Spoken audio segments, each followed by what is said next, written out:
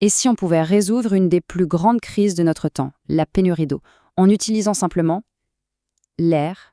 C'est une idée qui paraît folle, et pourtant c'est la promesse d'une technologie révolutionnaire qu'on va décortiquer ensemble. Une technologie capable de capter l'eau de l'atmosphère, même là où on pense qu'il n'y en a pas. Cette phrase, elle est forte, hein. Elle nous met tout de suite dans le bain, si j'ose dire. Elle nous rappelle que pour des millions et des millions de gens, le manque d'eau n'est pas un concept abstrait, c'est une réalité, un souvenir douloureux. Et cette phrase, ce n'est pas juste une accroche, c'est le point de départ de toute cette histoire. Alors on commence. Première partie, une soif d'enfance. La motivation derrière la science.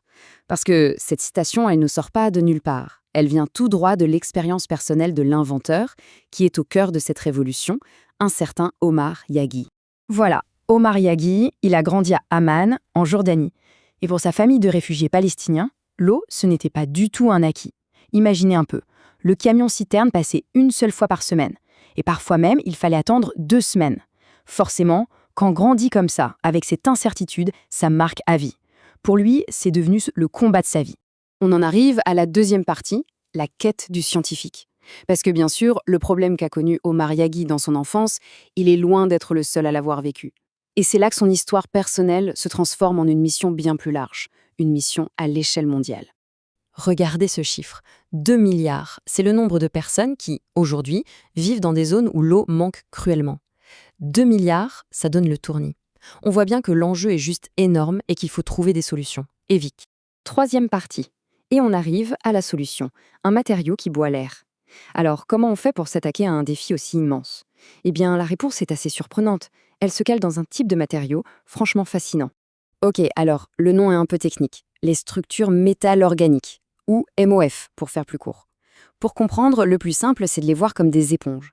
Mais des éponges à l'échelle moléculaire. En gros, ce sont des matériaux qu'on crée en laboratoire et qui ont une capacité d'absorption, mais complètement dingue. Et quand je dis dingue, je pèse mes mots. Pour vous donner une idée, prenez un seul gramme de ce matériau. 1 gramme, c'est rien du tout.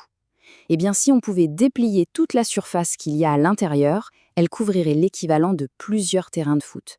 Vous imaginez? Tout ça dans 1 gramme. C'est ça qui leur donne ce pouvoir d'absorption phénoménal. Bon, en pratique, comment ça marche? C'est super simple en fait, en 3 étapes. D'abord, la capture. Les MOF, nos fameuses éponges, vont tout simplement attraper les molécules d'eau qui flottent dans l'air. Ensuite, la libération. On chauffe un peu tout ça, et la simple chaleur du soleil suffit. Et là, hop, les MOF relâchent l'eau. Et enfin, la collecte. La vapeur d'eau se retransforme en liquide et on récupère de l'eau pure, potable. Le plus génial, c'est que ça marche juste avec le soleil. On passe à la 4e partie, la preuve par le désert. Parce que la théorie et le labo, c'est bien beau, mais est-ce que ça marche pour de vrai, sur le terrain? Pour le savoir, ils ont vraiment poussé la machine dans ses retranchements. Et c'est là qu'on voit toute la puissance du truc. Les techniques classiques, en général, elles galèrent dès que l'humidité de l'air tombe sous les 50%.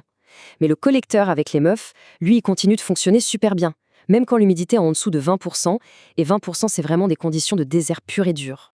Alors, pour le test ultime, ils n'y sont pas allés avec le dos de la cuillère. Direction la vallée de la mort en Californie.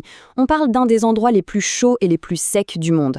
L'idée est simple, si ça marche là-bas, ça peut marcher quasiment partout. Et le résultat? Eh bien, il est bluffant.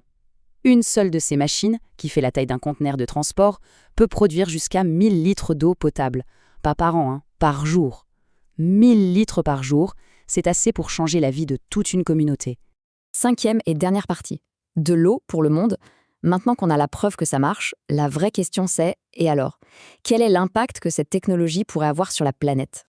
Eh bien, le potentiel, il est juste immense. On parle d'une véritable révolution pour l'accès à l'eau.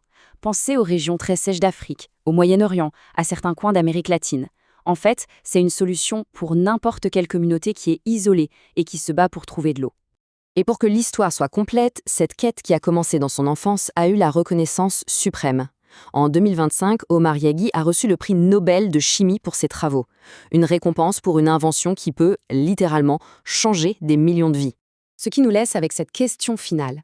Et si la solution à la crise mondiale de l'eau se trouvait juste là, au-dessus de nos têtes, dans le ciel de nos régions les plus sèches? Vu ce qu'on vient de voir, il y a de très bonnes raisons de penser que la réponse est oui.